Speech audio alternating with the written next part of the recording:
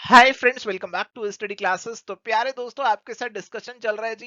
Himachal Pradesh SET के previous year questions के ऊपर सवाल अच्छे खासे लेवल के हैं। बहुत कुछ आपको सीखने को मिल रहा होगा इन सवालों से। स्टैटिस्टिक्स और रिसर्च के सवाल आज आपके साथ डिस्कस करने वाले हैं। आज का डिस्कशन आपके UGC NET commerce management, SET commerce management, UPHESC, MPPSC, RPSC assistant professor की अगर आप तैयारी कर रहे हैं, तब भी आप एबीएसटी ईएफएम में कुछ रिसर्च वाला पार्ट पढ़ते हैं, तो आप सभी के लिए आज का डिस्कशन रेलिवेंट रहने वाला है। तो आइए फटाफट से आज के इस डिस्कशन को यहाँ पे स्टार्ट करते हैं।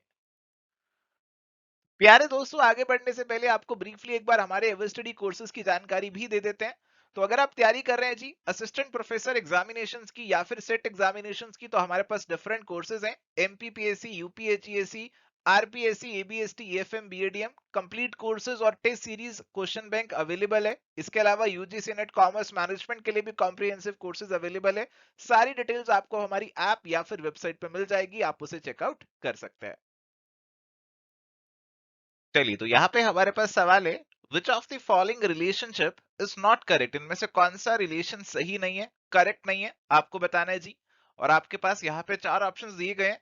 हार्मोनिक मीन, ज्योमेट्रिक मीन और अरिथमेटिक मीन के रिलेशनशिप्स हैं। तो फटाफट से सवाल को देखिए और सोचिए क्या आंसर यहाँ पे होना चाहिए। तो देखो जी, अगर हम बात करें मीन की, arithmetic mean, geometric mean, harmonic mean, अगर आपकी ऑब्जर्वेशन सेम है तो बराबर हो जाएंगे। अदरवाइज आपका जो रिलेशन अप्लाई करेगा वो ये अप्लाई करेगा कि arithmetic mean is greater than geometric mean and geometric mean is greater than harmonic mean. तीनों बराबर भी हो सकते हैं, यानी कि आपका ऑप्शन नंबर 4 तो करेक्ट है। ये तो सही रिलेशनशिप है, ये तो आपको मालूम होना चाहिए। इसके अलावा हम यहाँ पे एक फॉर्मूला की भी बात करते हैं। फॉर्मूला क्या है? Geometric mean is equal to arithmetic mean into harmonic mean का अंडर रूट, या इसका स्क्वायर भी लिख सकते हैं या इसका अंडर रूट लिख सकते हैं, कैसे भी लिख सकते हैं। तो एक ये भी फॉर्मूला हमारे साथ वर्क करता है। तो अभी ये वाला जो फॉर्मूला है वो भी यहाँ पे सही हो जाएगा, ये भी करेक्ट है। अब इसी चीज को आप इस तरीके से भी लिख सकते हैं। कैसे लिख सकते हैं? तो लिखा हुआ है ज्योमेट्रिक मीन का square divided by arithmetic mean is equal to harmonic mean. तो इस अरिथमेटिक मीन को इधर ले आएंगे, तो arithmetic mean into harmonic mean equal to geometric mean का स्क्वायर बन जाएगा, जो कि बिल्कुल सेम हो गया। जो ये वाला चीज था ये तो सेम ही हो गया। तो बी, सी और डी तो सही हो गए, ऑप्शन नंबर ए बचा, और यही गड़बड़ है, इसी में गड़बड़ है, ये गलत है। Correct answer is going to be option number A. तो आप देख सकते हैं कि कितनी आसान दिखने वाली चीज को भी कई बार सवाल में कैसे कॉम्प्लिकेट करके पूछ सकते हैं। तो अगर आपके कंसेप्ट क्लियर है, आपको याद है कि क्या किससे बराबर है, क्या किससे ज्यादा है, तो फिर आपको ऐसे सवालों में दिक्कत नहीं आएगी। चलिए आते हैं जी हमारे नेक्स्ट क्वेश्चन की तरफ। Which of the following is an example of using a sample to make inference about a population. तो पॉपुलेशन पूरी कवर करना बहुत मुश्किल होता है रिसर्चर्स के लिए, तो वो पूरी पॉपुलेशन को नहीं कवर करते, वो कुछ सैंपल उठा लेते हैं और सैंपल के बेसिस पे अपना जो स्टडी है, रिसर्च है, वो करते हैं। अब यहाँ पे एग्जाम्पल पूछ रहे हैं सैंपल का। ऑप्शंस को ध्यान से पढ़ना। Census, pre election poll by media, assembly election, statistics of a cricket player in one day matches. देखो, जब हम सेंसस की बात करते हैं, सेंसस का मतलब तो है कि आप पूरी पॉपुलेशन को कवर कर रहे हैं, तो इसके अंदर तो सैंपल की बात हो ही नहीं सकती। Pre election poll by media, देखो आपकी जो मीडिया है ना, न्यूज चैनल है, आपने देखा होगा ओपिनियन पोल वगैरह ये सब चीजें चल रही होती हैं। तो आप कहते हो कि अरे वो ओपिनियन पोल चला रहे हैं कि कांग्रेस जीतेगी, बीजेपी जीतेगी या आम आदमी पार्टी जीतेगी, ऐसे ओपिनियन पोल चल रहे होते हैं। आप कहते हो मेरा ओपिनियन तो इन्होंने पूछा नहीं है। तो आपका ओपिनियन इसीलिए नहीं पूछा क्योंकि आप सैंपल का पार्ट नहीं थे। उन्होंने एक सैंपल चूज किया और सैंपल के ओपिनियन के बेसिस पे ये ओपिनियन पोल को उन्होंने डिजाइन किया, उनके रिजल्ट वो यहाँ पे शोकेस कर रहे होते हैं। तो प्यारे दोस्तों, ये जो pre election poll by media है, it is a clear example of using a sample and not covering the entire population. तो ये हमारा आंसर बनेगा। असेंबली इलेक्शन में तो सारी पॉपुलेशन ही वोट देती है, और एक क्रिकेट प्लेयर के जो स्टेटिस्टिक्स हैं वो यहाँ पे सैंपल का पार्ट नहीं बनेंगे, और इसीलिए करेक्ट आंसर यहाँ पे ऑप्शन नंबर बी जो है वो बन जाएगा। प्यारे दोस्तों, आते हैं जी अगले सवाल पे, और ये सवाल है, coefficient of variation is useful for studying. तो कॉफिशिएंट ऑफ वेरिएशन जो है, आप उसका इस्तेमाल करते हैं क्या चीज स्टडी करने के लिए? कंसिस्टेंसी, इनकंसिस्टेंसी, होमोजेनिटी, या फिर ऑल ऑफ दी अबव। अब ये कॉफिशिएंट ऑफ वेरिएशन होता क्या है? देखो, coefficient of variation formula terms में बात करूं तो standard deviation divided by mean into 100, ये है आपका कॉफिशिएंट ऑफ वेरिएशन।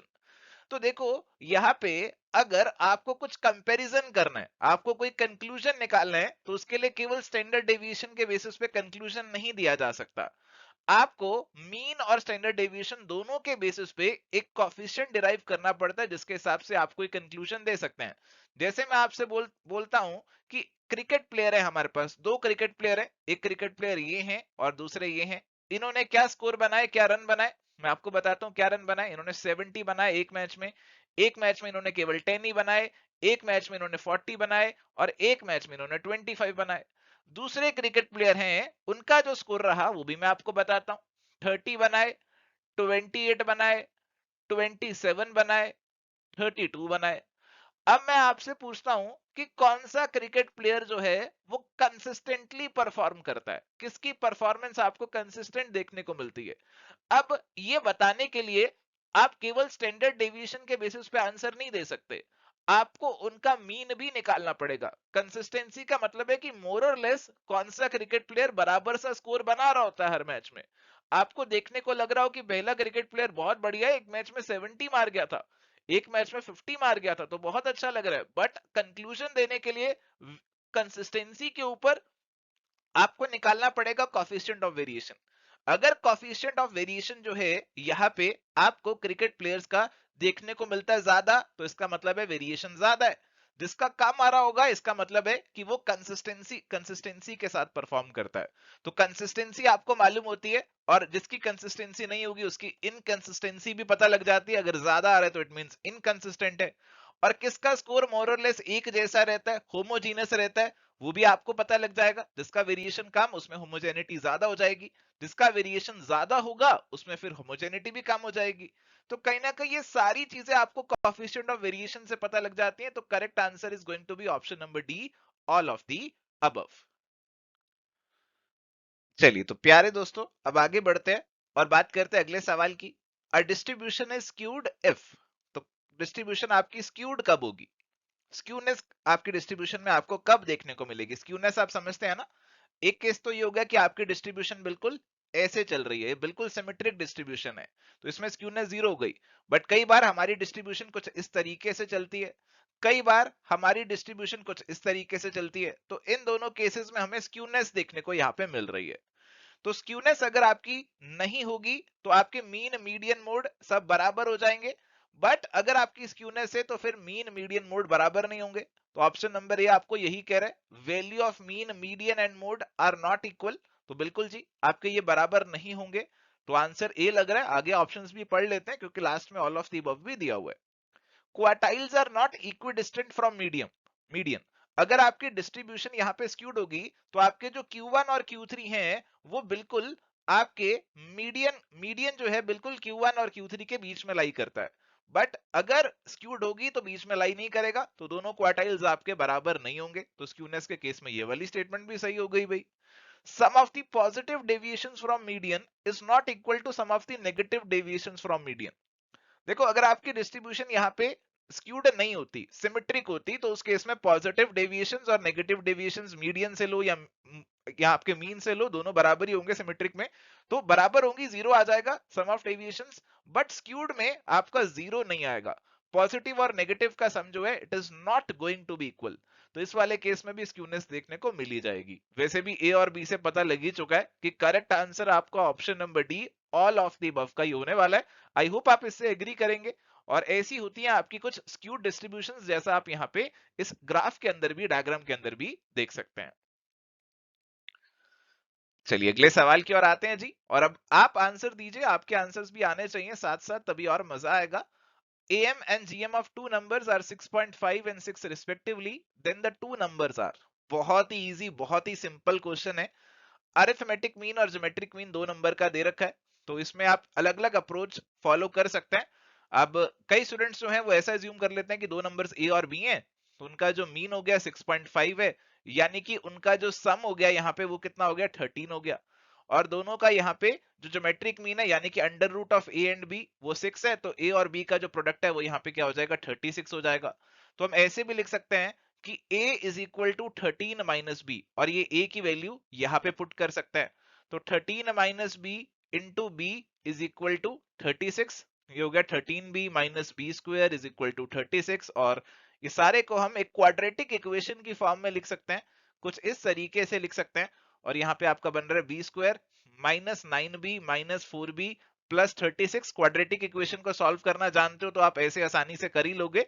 तो ये हो गया b minus 9 minus 4 b minus 9 is equal to 0। तो b minus 4 into B minus 9 कुछ इस तरीके से आपका यहाँ पे आया। या तो b की वैल्यू 4 होगी या b की वैल्यू यहाँ पे आपकी 9 होगी। क्वाड्रेटिक इक्वेशन को सॉल्व करके आपको निकल कर ये आ जाएगा। तो 4 और 9 दो वैल्यूज है, अगर b 4 है तो a 9 होगा, और अगर b 9 है तो a यहाँ पे 4 होगा, क्योंकि दोनों का सम यहाँ पे 13 है। तो 9 और 4 दो नंबर हमारे पास बनेंगे। करेक्ट आंसर ऑप्शन बी का बनेगा।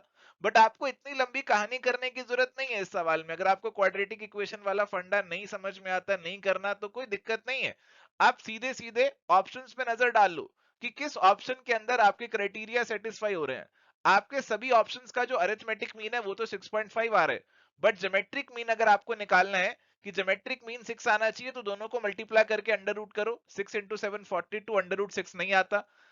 10 इंटू 3 30, इसका अंडर रूट 6 नहीं आता। 8 इंटू 5 40, इसका अंडर रूट भी 6 नहीं आता। 9 इंटू 4 36, इसका अंडर रूट 6 आता है। तो 9 और 4 आपकी सारी कंडीशंस फुलफिल कर रहे हैं, और इसीलिए करेक्ट आंसर आप सीधा सीधा ऑप्शन नंबर बी का भी लगा सकते हो। तो जैसे आप कंफर्टेबल हो वैसे इस सवाल को अप्रोच कर सकते हो। चलिए तो प्यारे दोस्तों, आते हैं जी नेक्स्ट क्वेश्चन की तरफ। ये क्वेश्चन है, a shift of origin has no impact on. तो ओरिजिन के शिफ्ट का कोई इंपैक्ट किस पर नहीं होता है। ओरिजिन का शिफ्ट आप समझते हो ना, कि आपके जो भी नंबर्स दिए हुए हैं आप सब में कुछ प्लस माइनस कर रहे हो। तो यहाँ पे रेंज और quartile deviation, mean deviation, standard deviation, या फिर ऑल ऑफ दी अबव। तो मेजर ऑफ डिस्पर्शन जो हमारे पास रहते हैं ना, उसके अंदर अगर आप चेंज ऑफ ओरिजिन कर रहे हो, सब में कुछ प्लस माइनस कर रहे हो, तो कोई इंपैक्ट उसके अंदर नहीं आता। कोई इंपैक्ट आपके जो आंसर है रेंज का, मीन डेविएशन का, स्टैंडर्ड डेविएशन का, उसके ऊपर कोई इंपैक्ट नहीं आता अगर आप सब में कुछ बराबर प्लस माइनस कर रहे हो। अगर मल्टीप्लाई डिवाइड कर रहे हो तो फिर इंपैक्ट देखने को मिल सकता है, बट ओरिजिन का शिफ्ट से तो कोई इंपैक्ट नहीं आता। और इसीलिए करेक्ट आंसर क्या होना चाहिए? करेक्ट आंसर होना चाहिए option number D, all of the above. तो ये जो शिफ्ट ऑफ ओरिजिन वाला, शिफ्ट ऑफ स्केल वाला जो फंडा है, आपको पता होना चाहिए। मेजर ऑफ सेंट्रल टेंडेंसी के केस में भी, मेजर ऑफ डिस्पर्शन के केस में भी आपको सब में मालूम होना चाहिए। कोरिलेशन, रिग्रेशन, इन सब में भी आपको मालूम होना चाहिए। चलिए टाइम है अगले सवाल की ओर आने का, और इस सवाल में आपको दे रखा है regression equation of y on x। तो y ऑन x का क्या मतलब है कि y की जो वैल्यू है it depends on x, y x पे डिपेंड करता है। तो y जो है उसकी वैल्यू हम निकालने वाले हैं। y is going to be independent, y is going to be dependent and x is going to be independent. तो y is equal to a plus b x, इस तरीके का कुछ इक्वेशन आपको बनाना पड़ेगा। और ये b की वैल्यू क्या होगी, ये सवाल आपसे यहाँ पे पूछ रहा है। तो आइए जी बनाते हैं ऐसा कुछ equation. 2x plus 3y plus 50 is equal to 0। तो y को एक तरफ रखना है जी, बाकियों को ले जाते हैं दूसरी तरफ। 3y is equal to minus 2x minus 50, और y is equal to minus 2 by 3x minus 50 by 3। तो b की वैल्यू यहाँ पे आप देख सकते हैं, b की वैल्यू क्या हो गई, जो x के साथ आ रहा है वो b होगा। तो b की वैल्यू यहाँ पे आपकी माइनस 2 बाई 3 हो गई। सीधा सीधा आसान सा सवाल है, बस आपको रिग्रेशन इक्वेशन बनानी आनी चाहिए। करेक्ट आंसर यहाँ पे आपका ऑप्शन नंबर जो बी है वो यहाँ पे बन जाएगा। Coming to the next question, if p a intersection b is equal to 0, यानी कि प्रोबेबिलिटी इनकी इंटरसेक्शन की 0 है, तो दो इवेंट्स क्या होंगे? Mutually exclusive, mutually exhaustive, collectively exhaustive, या फिर इंडिपेंडेंट। तो प्यारे दोस्तों, दो इवेंट्स ए और बी, उनका इंटरसेक्शन 0 कब होगा?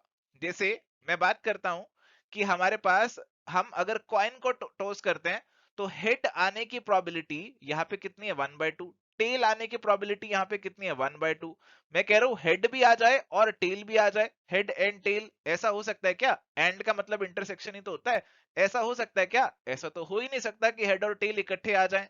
तो ऐसा नहीं हो सकता। इस चीज को आप क्या बोलेंगे? इस चीज को आप बोलेंगे कि यहाँ पे जो टू इवेंट्स हैं दे आर म्यूचुअली एक्सक्लूसिव। या तो हेड हो सकता है या तो टेल हो सकता है, दोनों एक साथ नहीं हो सकते। They are mutually exclusive. Okay, दोनों इकट्ठे नहीं आएंगे। अगर आपका केस कोई और होता, जैसे मैं कहता कि आपके मैथ्स में पास होने की प्रोबेबिलिटी जो है वो यहाँ पे 40% है, और आपकी अकाउंट्स में पास होने की प्रोबेबिलिटी 60% है। अगर मैं ऐसा आपको बोलता तो दोनों में भी तो पास हो सकते हो, इसमें तो इंटरसेक्शन वाला केस हो सकता है कि दोनों में पास हो गए, इसकी प्रोबेबिलिटी 30% है। तो ऐसा केस प्यारे दोस्तों यहाँ पे देखने को मिल सकता है। बट हेड और टेल के केस में, आपकी म्यूचुअली एक्सक्लूसिव इवेंट्स के केस में, आपको दोनों का जो इंटरसेक्शन है, दोनों का कंबाइंड एंड वाला जो केस है, वो 0 ही देखने को मिलेगा। तो इस केस में आपकी दोनों इवेंट्स म्यूचुअली एक्सक्लूसिव हो जाएंगी। तो अगर आप कुछ ऐसा वेन डायग्राम भी बनाएंगे तो इस केस में ऐसा बनेगा, हेड का अलग होगा, टेल का अलग होगा। बट अगर मैं अकाउंट्स और मैथ्स का बनाऊंगा तो उसमें अकाउंट्स, मैथ्स और बीच में आपका इंटरसेक्शन वाला पोर्शन भी आ जाएगा। करेक्ट आंसर यहाँ पे आई होप आपको समझ में आया कैसे ऑप्शन नंबर ए बन गया है। In a binomial distribution, the formula for calculating standard deviation is, तो बायनोमियल हो, पोसॉन हो, नॉर्मल हो, सभी के जो इंपॉर्टेंट पैरामीटर्स हैं आपको मालूम होने चाहिए। और बायनोमियल डिस्ट्रीब्यूशन तो वैसी आसान होती है, इसके अंदर तो दो पैरामीटर्स पता लग जाएं, एक आपका n और एक आपका p, तो बात बन जाती है। तो यहाँ पे आपके स्टैंडर्ड डेविएशन का फॉर्मूला पूछ रहे हैं। स्टैंडर्ड डेविएशन का फॉर्मूला क्या होगा? देखो n यहाँ पे आपका नंबर होता है, p यहाँ पे आपका प्रोबेबिलिटी सक्सेस होता है, q यहाँ पे होता है प्रोबेबिलिटी ऑफ फेलियर। ओके, तो यहाँ पे अगर आपको स्टैंडर्ड डेविएशन निकालना है तो उसका फॉर्मूला आपका जो रहता है, आपका रहता है npq, ये आपकी वेरिएशन होती है, वेरिएंस का फॉर्मूला होता है। अगर आप इसका अंडर रूट कर दें तो ये स्टैंडर्ड डेविएशन का फॉर्मूला बन जाता है। इसके अलावा मीन का फॉर्मूला जानते हो क्या होता है इसका? फटाफट से बताओ, मीन का फॉर्मूला क्या होता है इसका, आप जानते हो? मीन का फॉर्मूले के अंदर आप सिंपली n और p को मल्टीप्लाई करते हो, जहां तक मुझे याद आ रहा है। Standard deviation is square root of npq। तो करेक्ट आंसर यहाँ पे आपका ऑप्शन नंबर सी जो है वो यहाँ पे बन जाएगा। Coming to the next question, a treatise on a single subject is called. तो एक सिंगल सब्जेक्ट पे कोई ट्रीटाइज है, कोई काम किया हुआ है, तो उसे क्या बोला जाएगा? Monograph, report, synopsis, research article. अब प्यारे दोस्तों, एक सब्जेक्ट के ऊपर पूरा ट्रीटाइज, पूरा ग्रंथ जो लिखा हुआ है, आप उसे एक रिपोर्ट नहीं बोल सकते, रिपोर्ट छोटी होगी, आर्टिकल भी छोटा होगा, सिनॉप्सिस तो वैसी आपकी समरी होती है। तो यहाँ पे मोनोग्राफ होगा। मोनो का मतलब वैसे भी सिंगल ही होता है, मोनो का मतलब सिंगल ही होता है, मोनोपोली के अंदर आप पढ़ते हैं ना, सिंगल सेलर होता है, तो मोनो का मतलब सिंगल ही होता है।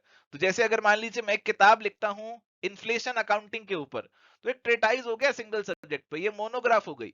बट अगर आप कोई मैगजीन उठा के देख रहे हैं तो मैगजीन आपकी मोनोग्राफ नहीं होगी, क्योंकि मैगजीन में हर तरीके के अलग अलग तरीके के आर्टिकल्स छपे होंगे, अलग अलग ऑथर्स ने छापे होंगे, तो that is not going to be a monograph. Okay, तो करेक्ट आंसर यहाँ पे आपका ऑप्शन नंबर जो है वो ए का बन जाएगा। चलिए, तो प्यारे दोस्तों यहाँ पे सवाल है, टाइप 1 एरर अकर्स व्हेन 1।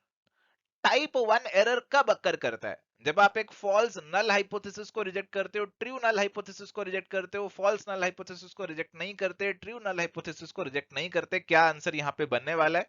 तो प्यारे दोस्तों यहाँ पे अगर हम बात करें तो हमारे पास यहाँ पे जो आंसर बनने वाला है that is going to be option number B. तो अगर आप एक ट्रू नल हाइपोथेसिस को रिजेक्ट कर देते हैं then this is a type 1 error. अगर आप एक फॉल्स नल हाइपोथेसिस को एक्सेप्ट कर लेते हैं, आप एक फॉल्स नल हाइपोथेसिस को एक्सेप्ट कर लेते हैं, then it is going to be a type 2 error. Okay, तो यहाँ पे हमारे पास जो आंसर बनने वाला है that is going to be option number B, कि टाइप 1 एरर के अंदर हम एक ट्रू नल हाइपोथेसिस को रिजेक्ट कर देते हैं। तो ऑप्शन बी आपका आंसर बन जाएगा। Coming to the next question, the sampling error arises due to. Sampling error आपका किस वजह से अक्कर हो जाता है? देखो, आप सभी जानते हैं कि हम पूरी पॉपुलेशन को स्टडी नहीं करते, पूरी पॉपुलेशन को स्टडी करना बहुत लंबा काम है। तो हमारे जो रिसर्चर्स रहते हैं, जो रिसर्च करते हैं, वो सैंपल लेके अपना काम चला लेते हैं। अब जरूरी नहीं है कि आपका जो सैंपल है वो पूरी पॉपुलेशन को रिप्रेजेंट करता हो, और इस वजह से आपकी कुछ रिजल्ट के अंदर गड़बड़ हो सकती है, आपके एरर आ सकते हैं, और इसे सैंपलिंग एरर का नाम दिया जाता है। तो आपके जो एरर्स हैं, कहा गया कि आपके जो एरर हैं वो दो तरीके के हो सकते हैं, एक आपके सैंपलिंग एरर हो गए और एक आपके नॉन सैंपलिंग एरर हो गए। तो सैंपलिंग एरर का मतलब है क्योंकि आपने पूरी पॉपुलेशन को स्टडी नहीं किया, आपने सैंपल लिया, तो उस वजह से आपके रिजल्ट्स में गड़बड़ आ गई, that is your sampling error. अगर और किसी वजह से गड़बड़ आती है, जैसे कि मान लीजिए आपके रिस्पोंडेंट्स बायस थे, आपका इन्वेस्टिगेटर था वही बायस था, आपने डाटा सही से प्रोसेस ही नहीं किया, डाटा कलेक्ट किया उसको प्रोसेस ही सही से नहीं किया, तो they are going to be non sampling errors. Okay, आप सैंपलिंग एरर की बात करते हैं तो इसमें केवल दो चीजें आ जाती हैं। कौन सी दो चीजें आ जाती हैं? एक तो आपका आता है सैंपल साइज, कि आपने सैंपल साइज रिप्रेजेंटेटिव नहीं लिया, पॉपुलेशन को रिप्रेजेंट करता हुआ, और आपने सैंपलिंग मेथड सही अप्लाई नहीं किया। जैसे आपने यहाँ पे सिंपल रैंडम सैंपलिंग अप्लाई कर दिया, बट आपको करना चाहिए था स्ट्रेटिफाइड रैंडम सैंपलिंग। अगर आपकी पॉपुलेशन हिट्रोजीनस है, आपकी पॉपुलेशन बहुत अलग अलग तरीके की है, तो उस केस में अलग अलग लोगों को स्ट्रेटा में बना के फिर आपको सैंपल लेना चाहिए था, फिर आपको अपना स्टडी करना चाहिए था।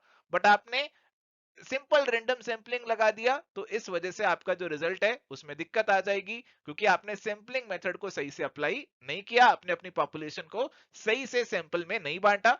तो this is again going to be called as a sampling error. तो सैंपलिंग एरर में केवल दो ही चीजें आएंगी, एक आपकी सैंपलिंग मेथड से जुड़ी हुई और एक आपकी सैंपल साइज से जुड़ी हुई। केवल यही दो प्रिंसिपल सोर्सेज होते हैं आपके सैंपलिंग एरर के। बाकी सभी गलतियां जो होती हैं they usually form part of non sampling errors. तो करेक्ट आंसर यहाँ पे आपका ऑप्शन नंबर डी का बन जाएगा। चलिए, coming to the next question, a set of raw data arranged in ascending और डिसेंडिंग ऑर्डर इज कॉल्ड। तो अगर आप अपने डाटा को असेंडिंग या फिर डिसेंडिंग ऑर्डर में अरेंज कर देते हो, तो आप उसे क्या बोलने यहाँ पे वाले हो? देखो, आपका जो रॉ डाटा का सेट है ना, उसे आप एरे बोल सकते हो, और अगर आप किसी ऑर्डर में उसे अरेंज कर देते हो तो फिर हम उसे ऑर्डर्ड एरे यहाँ पे बोल सकते हैं। तो करेक्ट आंसर तो सीधा सीधा ऑप्शन नंबर ए ही आपका बन जाता है। बाकी ऑर्डिनल, नॉमिनल, इंटरवल, रेशो, ये आपके मेजरमेंट स्किल्स होते हैं डाटा से जुड़े हुए, तो यहाँ पे ये आंसर में नहीं आएंगे। ऑर्डर्ड एरे आपका आंसर बनेगा, ऑप्शन नंबर ए आपका आंसर यहाँ पे हो जाएगा। Coming to the next question, the chronological development of information in the body of a report is done according to। देखो जी, यहाँ पे पूछ रहे हैं कि अगर आप अपनी रिपोर्ट बना रहे हो, उसके अंदर आप क्रोनोलॉजिकल इंफॉर्मेशन को लिख रहे हो, यानी कि जो पहले हुआ इवेंट उसको पहले, जो बाद की इवेंट है उसको बाद में लिख रहे हो। तो कैसे ये किया जाएगा? According to the choice of the writer, collection of data, logical sequence of events, या फिर order in which the events occurred. तो सीधा सीधा आंसर ऑप्शन नंबर डी का बन जाएगा, क्योंकि जब भी क्रोनोलॉजिकल ऑर्डर की बात होती है तो जिस सीक्वेंस में आपकी इवेंट्स अक्कर करी होती हैं आप उसी ऑर्डर में उनको लिखते हो। तो करेक्ट आंसर यहाँ पे आपका सीधा सीधा ऑप्शन नंबर डी का ही बन जाएगा। So thank you my dear friends, आज का डिस्कशन यहीं पे एंड करते हैं। अगर आपको आज कुछ सीखने को मिला तो जरूर इस वीडियो को लाइक कीजिए, चैनल पे नए हैं तो सब्सक्राइब कीजिए। इसका पीडीएफ आपको हमारे टेलीग्राम चैनल पे मिल जाएगा। बाकी हमारे कोर्सेज की जानकारी लेने के लिए आप हमें रीच आउट कर सकते हैं, हमारी ऐप भी डाउनलोड कर सकते हैं। तो यहाँ पे इस सेशन को कंक्लूड करते हैं। Thank you, bye, take care, all the best.